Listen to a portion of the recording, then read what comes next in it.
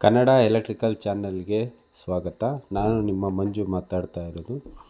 Current ಎಲ್ಲಿ ಉತ್ಪಾದನೆ ಆಗುತ್ತೆ ಅಂತೇಳಿ ಕೇಳಿದರೆ ಎಲ್ಲರೂ ನೀರು, ಗಾಳಿ ಅಂತ ಹೇಳ್ತಾರೆ. ಆದರೆ ಕರೆಂಟ್ ಎಲ್ಲಿರುತ್ತಪ್ಪ ಅಂದರೆ ತಾಮ್ರದಲ್ಲಿ ಇರುತ್ತೆ. ತಾಮ್ರ ಅಂದರೆ ಕಾಪರ್ ಅಂತ ಹೇಳ್ತೀವಿ. ಯಾಕೆ ಕಾಪರ್ನ ಯೂಸ್ ಮಾಡಿದ್ದೀವಪ್ಪ ಅಂತಂದರೆ, ಕಾಪರಲ್ಲಿ ಆಟಮ್ಸ್ ಅಂದರೆ ಒಂದು ಕಣ ಅಂತ ಬರುತ್ತೆ. ಒಂದು ಕಣದಲ್ಲಿ 29 ಪ್ರೋಟಾನ್, 29 ನ್ಯೂಟ್ರಾನ್, 29 ಎಲೆಕ್ಟ್ರಾನ್ ಇರುತ್ತೆ. ಈ 29 ಎಲೆಕ್ಟ್ರಾನ್ನಲ್ಲಿ ಒಂದು ಕಣ ಮಾತ್ರ ಲಾಸ್ಟ್ ಲೇಯರಲ್ಲಿ ಸುತ್ತರಿತಾ ಇರುತ್ತೆ. ಇದು ಈಸಿಯಾಗಿ ಇನ್ನೊಂದು ಕಣಕ್ಕೆ ಮೂವ್ ಆಗುತ್ತೆ ಒಂದಿರೋದ್ರಿಂದ. ಹಾಗಾಗಿ ನಾವು ಕಾಪರ್ನ ಚೂಸ್ ಮಾಡಿದ್ದೀವಿ. ಕರೆಂಟ್ ಅಥವಾ ವೋಲ್ಟೇಜ್ ಅಂದರೆ ಏನು ಅಂತ ಅಂದರೆ, ಈ ಕಣದಲ್ಲಿರ್ತಕ್ಕಂಥ ಎಲೆಕ್ಟ್ರಾನ್ಸ್ ಈ ಕಣಕ್ಕೆ ಶಿಫ್ಟ್ ಆಗೋದನ್ನು, ಎಷ್ಟು ಕಣಗಳು ಶಿಫ್ಟ್ ಆಗ್ತವೆ ಅನ್ನೋದನ್ನು ನಾವು ಕರೆಂಟ್ ಅಂತ ಕರಿತೀವಿ.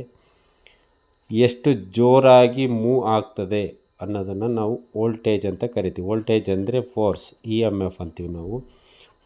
Electromotive force. ಎಲೆಕ್ಟ್ರೋಮೋಟಿವ್ ಫೋರ್ಸ್ ಅಂದರೆ ಇಲ್ಲಿಂದ ಇಲ್ಲಿಗೆ ಜಂಪ್ ಆಗೋದು ಮತ್ತು ಇಲ್ಲಿಂದ ಇಲ್ಲಿಗೆ ಜಂಪ್ ಆಗ್ಬೋದು. ಈ ಜಂಪ್ ಆಗುವ ಒತ್ತಡವನ್ನು ನಾವು ಫೋರ್ಸ್ ಅಂತ ಅಂತೀವಿ. ಅದನ್ನು ವೋಲ್ಟೇಜ್ ಅಂತ ಕರಿತೀವಿ. ಎಷ್ಟು ಕಣಗಳು, ಎಲೆಕ್ಟ್ರಾನ್ಸ್ ಕಣಗಳು ಎಷ್ಟು ಜಂಪ್ ಆಗ್ತವೆ ಅನ್ನೋದನ್ನು ನಾವು ಹ್ಯಾಮ್ಸ್ ಅಂತ ಕರಿತೀವಿ, ಅಂದರೆ ಕರೆಂಟ್ ಅಂತ ಕರಿತೀವಿ.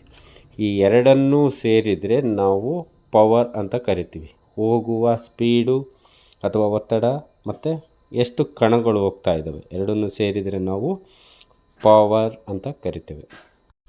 ನಮಗೆ ಪವರ್ ಹೇಗೆ ಕೆಲಸ ಮಾಡುತ್ತಪ್ಪ ಅಂತ ಗೊತ್ತಾಗಬೇಕಂದ್ರೆ ಈ ಓಮ್ಸ್ ಲಾದಲ್ಲಿ ನಮಗೆ ಹೇಳ್ಕೊಟ್ಟಿದ್ದಾರೆ.